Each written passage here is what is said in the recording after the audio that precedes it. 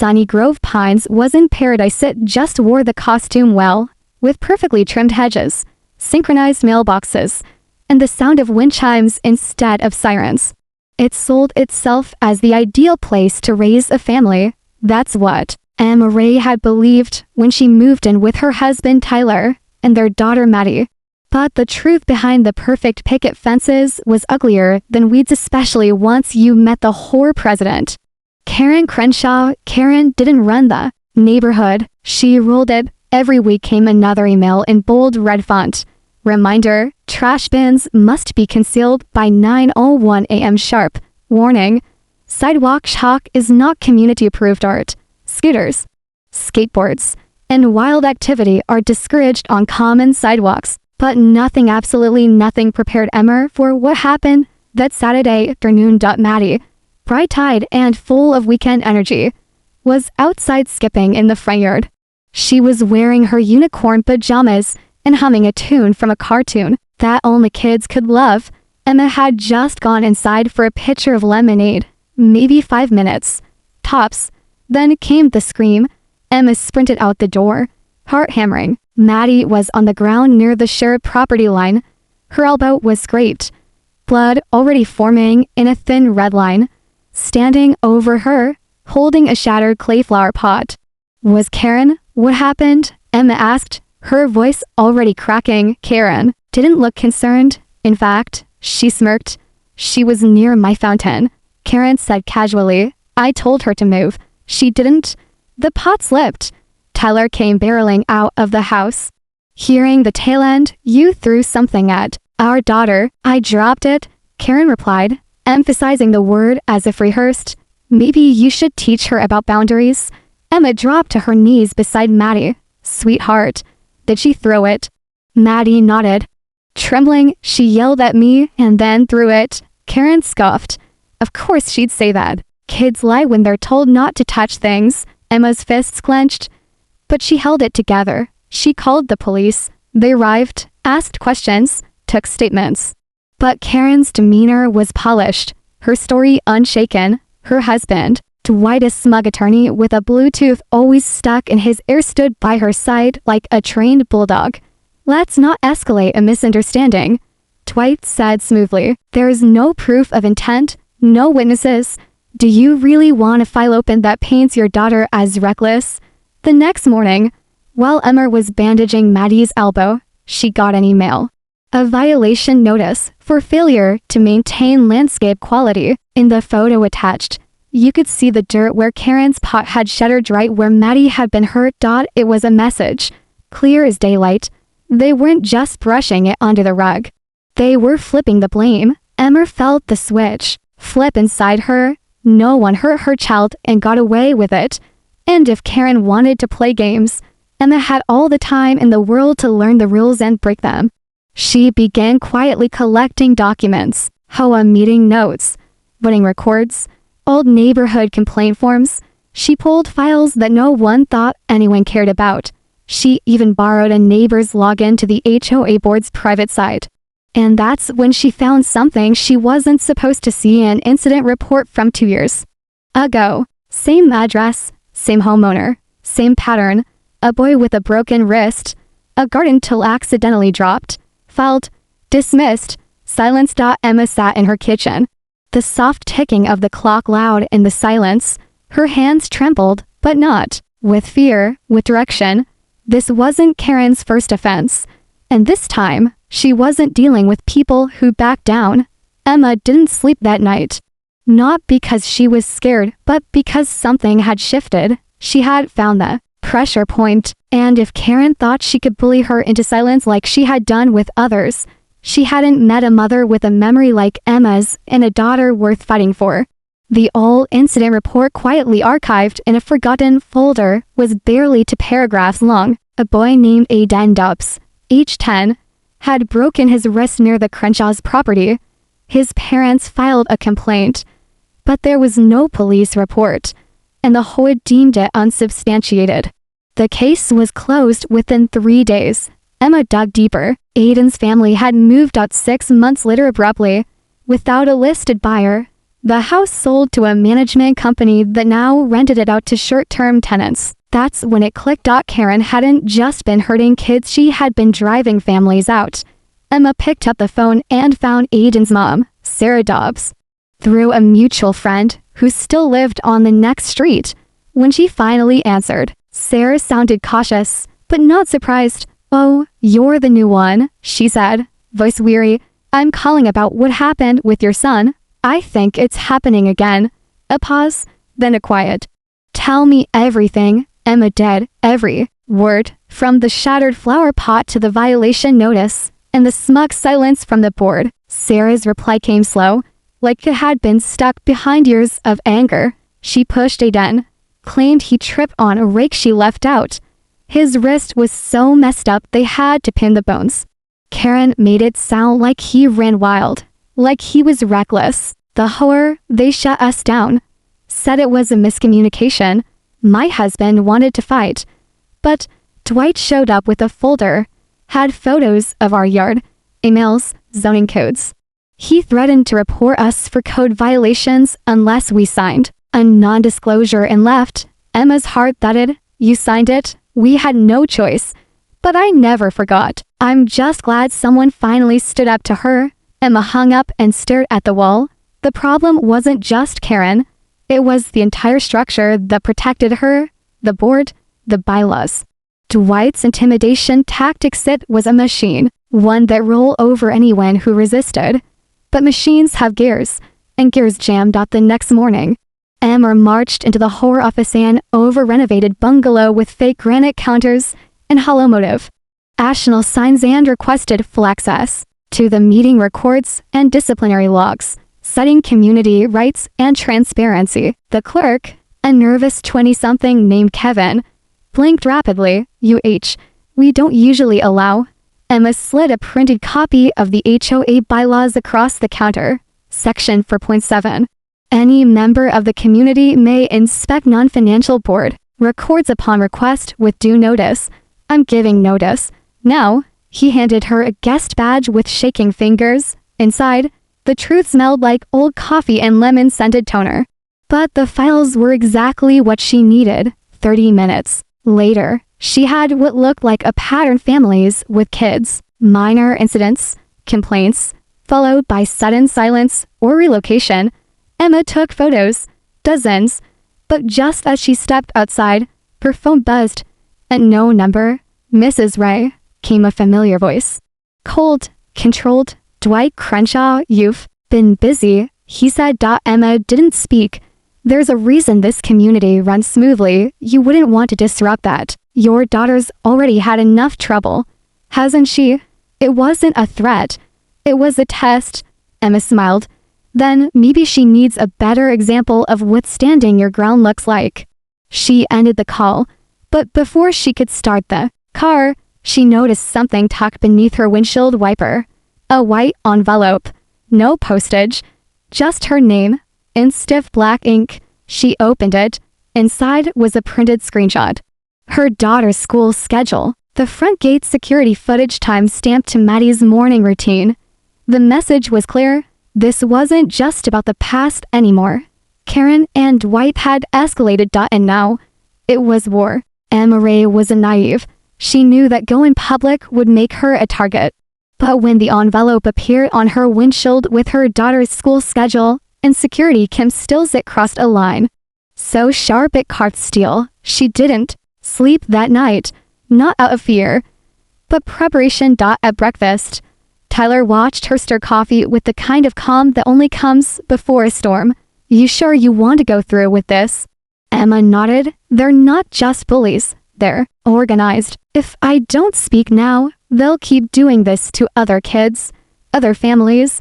Tyler looked down at Maddie, who was busy coloring a rainbow on her cereal box. "Then we go as a family." That evening, the HOA monthly board meeting took place inside the community clubhouse, usually a quiet gathering of bored retirees and overzealous lawn fanatics. But this time, word had spread. Emma had made sure of it. She left anonymous flyers in mailboxes, quiet whispers during school pickups, a vague but fiery post in the community Facebook group. What's been hidden will be revealed. Horror. Meeting. 6 p.m. You'll want to be there. The turnout was triple the usual. Residents filled folding chairs, whispering and glancing round. Karen Crenshaw sat at the head table, her hair coiled like a crown, her smile frozen but twitching. Dwight, ever the puppet master, stood by the corner, phone in hand, scanning the crowd. Emma stepped up to the mic when public comment opened. My name is Emma Ray, she began, and 3 weeks ago, my daughter was injured on Karen Crenshaw's property. Murmurs. She was accused of climbing on a fountain. She wasn't. She was playing. Karen threw a ceramic flower pot. It hit my daughter, drew blood. There was a police report, but no action was taken. In fact, 2 days later, I received a violation notice. Now the murmurs turned sharp.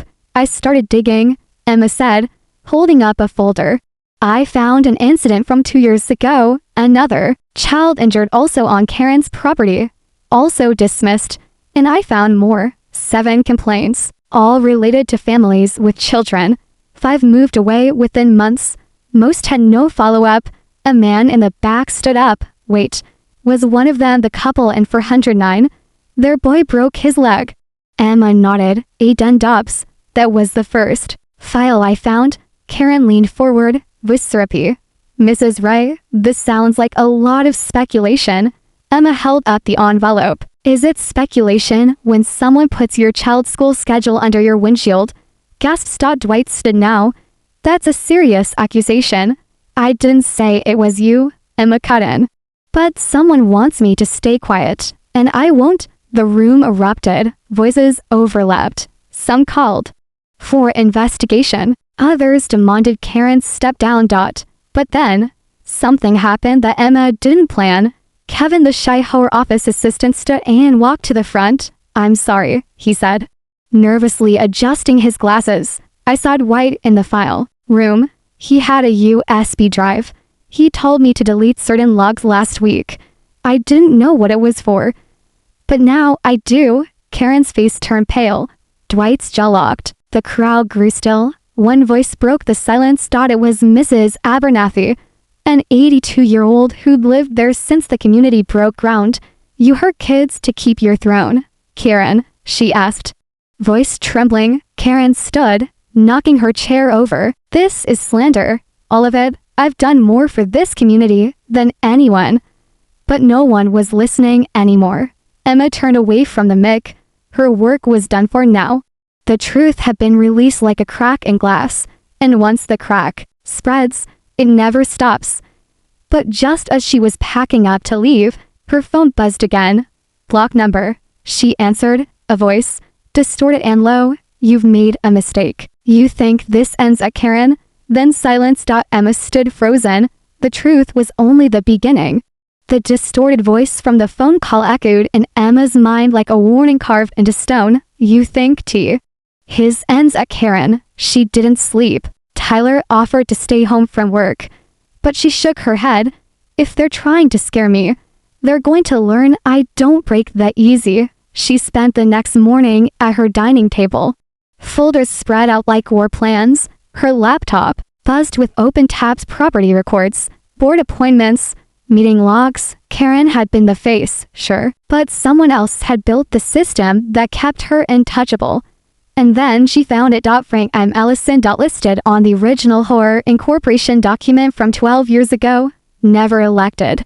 Never voted in. Never mentioned at meetings, but always listed as an executive advisor. Emma dug deeper. No photos. No current title.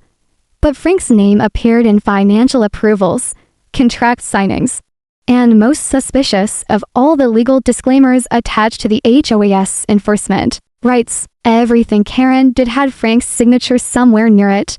She drove down to the county registrar's office. The clerk, an older woman with cat pins on her cardigan, raised her eyebrows as Emma handed over a list of corporate documents. You doing a background check? The clerk asked. Something like that. The clerk disappeared into the back. When she returned, she handed Emma a thick manila envelope. That's all we've got on Mr. Ellison. Inside were copies of original land contracts. Turns out, Frank Ellison was one of the 5 private investors who founded Sunny Grove Pines before it was even paved. He didn't live there. He owned it, at least the pieces that mattered. The front gate, the clubhouse, the whole office itself. That's why Karen never worried. She wasn't just president, she was a puppet. And Frank, he was the one behind the curtain, holding the strings and pulling the levers that made complaints disappear and families vanish. Silence. Back at home, Emmer printed a photo of the original investment deed. 5 names were crossed out as divested. Only 1 remained active, Frank M. Ellison. The address, a P.O. box in another county. That evening, Emmer took her findings to an emergency horror meeting that had been scheduled after the public blow up. Most of the board members showed up looking rattled. Karen didn't appear. Neither did Dwight. But someone new walked in, tall, pressed suit, gray hair slicked back. He didn't introduce himself. He didn't need to. Emma stood. Frank Ellison, she asked, her voice steady. He nodded. I heard you've been poking around. The room went quiet. Even Kevin, the assistant, stopped taking notes. Frank walked to the front. Let me be clear. I'm not a fan of drama. This neighborhood was built on order, predictability, peace. I designed it that way. Karen may have overstepped, and that's unfortunate. But everything she did under board authority. Emma stared at him, including hurting children. Frank's eyes darkened. She'll be dealt with quietly. But you stir up a mess, and I don't appreciate it. The nerve of this man. Emma stepped closer, folder in hand. You created a system where someone like her could run wild and never face consequences. That's not peace. That's control. He gave her a thin smile. And control keeps your property value high. A few people gasped. Frank turned to the board. I'm offering a vote. Remove Karen, appoint a new interim president, and we all go back to normal. Or this place becomes another messy lawsuit, and the meteor eats it alive. One by one, the board members exchanged looks. Emma clenched her fists. You want to sweep this under the rug? No. Frank said, I am the rug. But just as he finished, the door to the clubhouse creaked open. Karen walked in. Her face was pale. Her hands trembled, and there on the left side of her cheek was a bruise the shape of a palm. The room froze. Karen didn't look at anyone but Frank. You said you'd protect me. Frank didn't move. Karen's voice cracked. You told me to keep things clean. I took the blame. I kept your secrets. But she's digging too deep. Frank, if I go down, so do you. For the first time, Frank blinked. The silence that followed Karen's entrance into the clubhouse was unlike anything Emma had felt before. It wasn't awkward. It wasn't tense. It was cold, like someone had cracked the floor open and sucked the heat out of the room. Everyone stared at the bruised woman who had ruled their streets with threats and fine slips for years.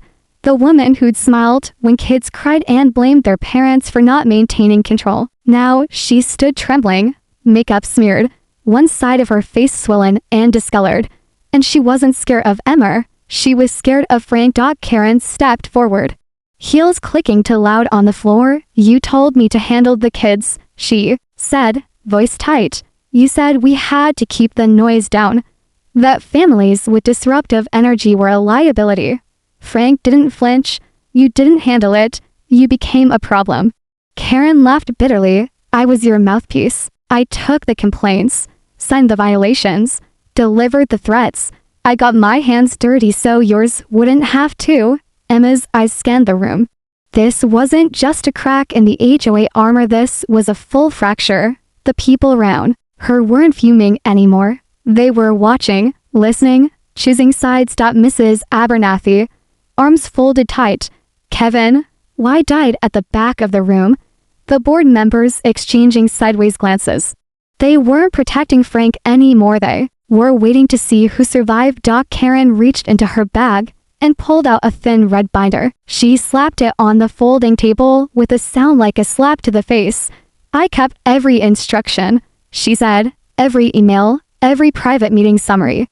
Every time you told me to correct a community trajectory, your exact words. You wanted to control who moved in, who got pushed out, and who stayed silent. Frank's jaw twitched.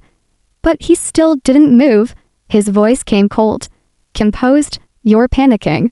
"No one will believe you." "I believed her," Emma said, stepping forward. Frank turned his eyes toward her slowly. "You've made this neighborhood unstable."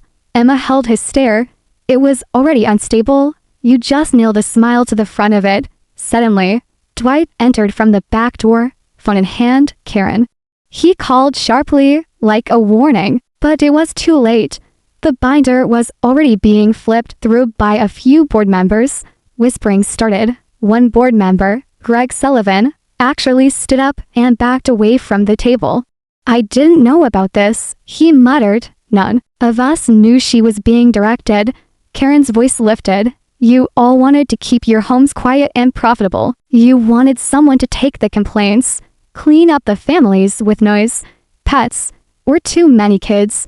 I was just the one who followed orders.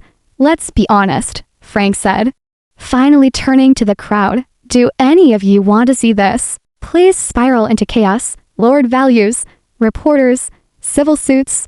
Emma's voice cut through. "You already have chaos, Frank. The only difference now is it's not hiding behind your gate anymore." Frank stepped back, scanning the room for control he no longer held. And then Kevin, the young assistant, raised a shaking hand. There's more." All heads turned. "I found a fund.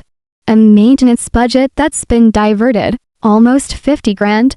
It goes through a shell account tied to an LLC.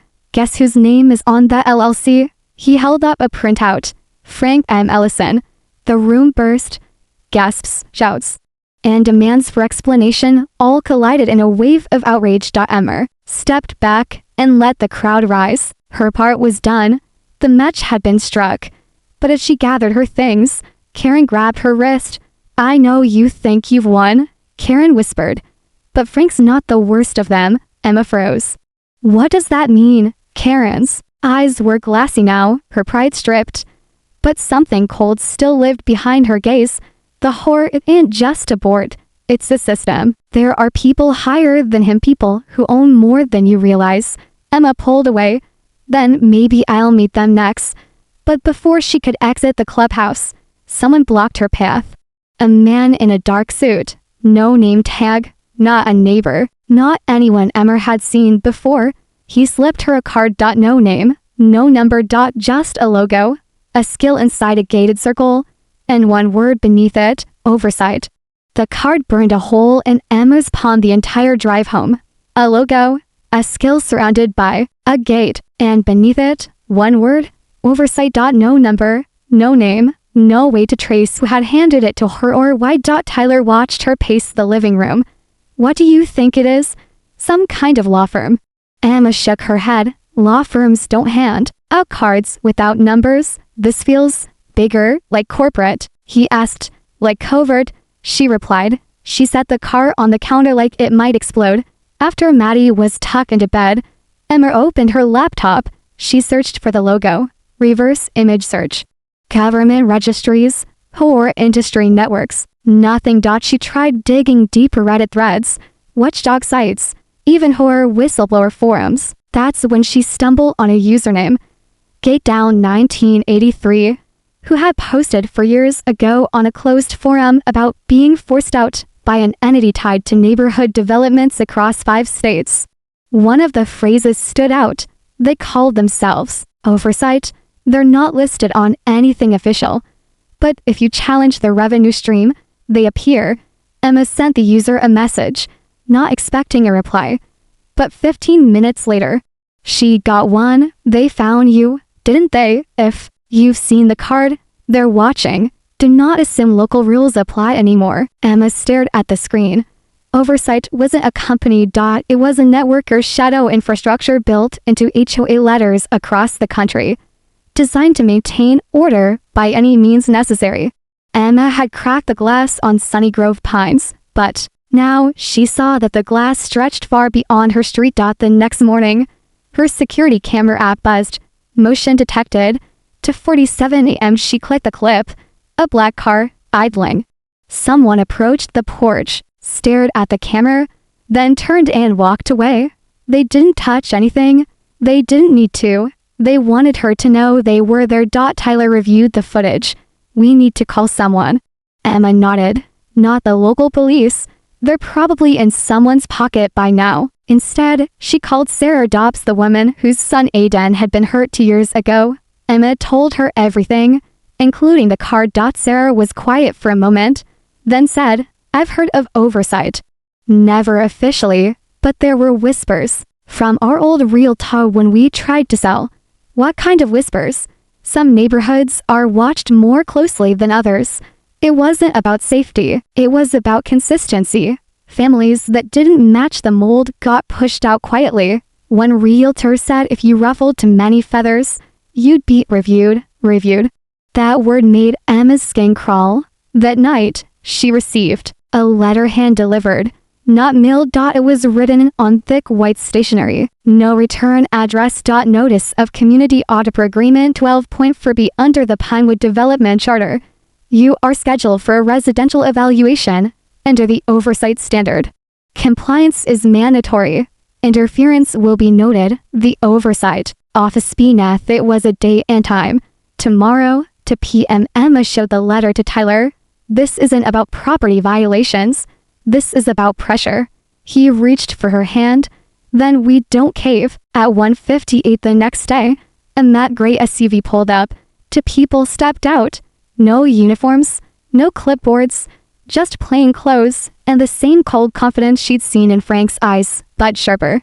The man nodded. Emma Ray, she stood tall. Yes, we're conducting your oversight evaluation. She glanced at the small device in the man's hand. It beeped as he waved it over her porch camera. Then, at the sidewalk, the flower beds, the garage, they didn't ask questions. They scanned, measured, took photos. Then the woman among them finally spoke. We found inconsistencies, non-standard, fencing, decorative choices that breach continuity. Behavioral escalation patterns. Emma raised a brow. Behavioral, instigating unrest at board meetings, disrupting procedural order, spreading confidential data. Emma's heart pounded. I'm allowed to speak. I'm a resident. You were a resident. The woman replied coldly. Pending board approval, your file will be escalated to recommendation status. Recommendation for what? The man smiled slightly. Resettlement? Emma took a step back. This wasn't just a fight over flower pots anymore. She had uncovered something massive, and now it wanted to push her out like the rest. But Emma Ray wasn't leaving. Emma Ray didn't wait for the next letter. By the time the oversight agents pulled out of her driveway, she was already on her laptop, uploading every file she had collected over the last month. The deleted horror reports, the financial logs, the doctored violations. She converted screenshots into a PDF so thick it could stop a truck. And then she sent it to everyone. She emailed every homeowner in Sunnygrove Pines. She posted on the private Facebook group. She sent it to 3 local news outlets, 2 watchdog organizations, and 1 very active real estate TikToker who lived just outside the county line. She titled the folder, The Hoa Machine, How Oversight Silences Families. It only took an hour before the post went viral in the neighborhood group. Comments exploded. This can't be real. Has anyone else seen these violations before? I was fined twice for pet noise, and I don't even own a dog. We were told to repaint our door because the color was non-compliant. Now I know who pushed it. I want Karen and this oversight thing gone. Emma's phone lit up non-stop. Neighbors she hadn't even spoken to knocked on her door. People wanted answers, and more importantly, they wanted to take action. So Emma called for a town hall. No horror officials, no Frank, no Dwight, just residents. It was held in the community park the next night. By 6 o'clock, almost every homeowner had shown up, folding chairs in hand, some bringing lemonade, others with notebooks. It looked less like a protest and more like the early days of a movement. Emma stepped onto the stone platform near the park gazebo and looked out over the sea of angry, nervous, but determined faces. She took a breath. "My name is Emma Ray," she said, with steady, "and my daughter was injured by someone this community trusted. When I spoke up, I was silenced, threatened, targeted, not just by a neighbor but by a system." Murmurs rippled across the crowd. "I've learned this isn't just about one hoa. Oversight is a company that hides behind neighborhood codes. It uses fear, fake evaluations, and forced removals to keep profits up and families quiet. And unless we fight back together, we'll all become its next target." A hand went up in the crowd. "Mrs. Abernathy, what do we do?" Emma nodded. "We take our board back. Every horror charter has a clause for emergency community elections. We vote to dissolve the current board. We eliminate all third-party contracts, and we terminate Oversight's relationship permanently." One man stood up. "They're going to come after you. You know." Emma didn't flinch. "Let them. I'm not the only voice anymore." That was the moment it shifted. People clapped, cheered, agreed to meet again the next night. Volunteers were selected to organize. Greg Sullivan, the ex-board member, stepped up and offered to be interim president during the transition. And Kevin, the quiet assistant, handed Emma a flash drive. "It's everything they asked me to delete," he said, "and a few recordings I took. One of Frank talking about removals." Emma hugged him before he could even finish, but not everyone in the crowd was smiling. Across the street, parked half a block away, a black car sat idling. Emma saw it, and so did Karen. Karen stood at the edge of the crowd, wrapped in a shawl, bruises still faintly visible on her face. For the first time, she didn't look smug. She looked like someone who had realized the cage she built had bars on both sides. "You're poking the wrong people," Karen said softly as Emma approached. "No," Emma said, "I'm poking the only people who ever thought they couldn't be touched." Karen hesitated. "If Oversight really comes after you, they don't just evict, they erase." Emma nodded. "Then they better be ready to face someone who doesn't scare easily." That night, after everyone went home, Emma and Tyler sat outside on their porch, watching the stars in silence. Then Maddie walked out, carrying a blanket and her sketchbook. She curled up next to them and whispered, "Or the bad people gone yet?" Emma hugged her tight. "Not yet," she said. "But they know we're not going anywhere." Just then, Tyler's phone buzzed. It was from a block number. One sentence: "You've forced our hand. The recommendation has been approved." The message on Tyler's phone echoed in Emma's head for hours. "You've forced our hand. The recommendation has been approved." It was their code. Cold, bureaucratic, and calculated. Emma knew what it meant. They were coming. And not with fines or notices this time. It would be a purge. By morning, unmarked black vans rolled into Sunnygrove Pines. 3 of them. No logos, no sirens. Just silence and seated figures stepping out, like shadows on a sunny day. They moved fast, visiting homes, handing out papers marked non-compliance enforcement with a fake legal tone. The so-called resettlement process had begun. Emma wasn't the only one on their list. 3 other families once who had stood with her got notices too. But what Oversight hadn't planned for was what the neighborhood had become overnight. That morning, Emma walked outside to find nearly 30 residents standing at her property line, forming a chain, shoulder to shoulder, not yelling, not panicking. Holding the line. Mrs. Abernathy had her cane and a folding chair. Kevin stood with a GoPro strapped to his chest, live streaming everything. Greg Sullivan stood beside Emma, clipboard in hand, citing horror charter codes. As fast as the Oversight agents tried to lie, "You can't remove anyone under recommendation without a formal vote," he barked. And last night, the board was dissolved under a majority decision. An agent with slicked back hair and mirror glasses replied calmly, "This charter is now under Oversight control." Greg pointed to the laminated copy of the HOA bylaws, only if ratified by 2/3 vote, and assigned development trustee, which no longer exists because Frank Ellison has resigned. Emma handed over a notarized letter from Frank himself. After the public blow-up, the man had gone silent. But not before Greg cornered him and got his signature to officially step away from the developer clause.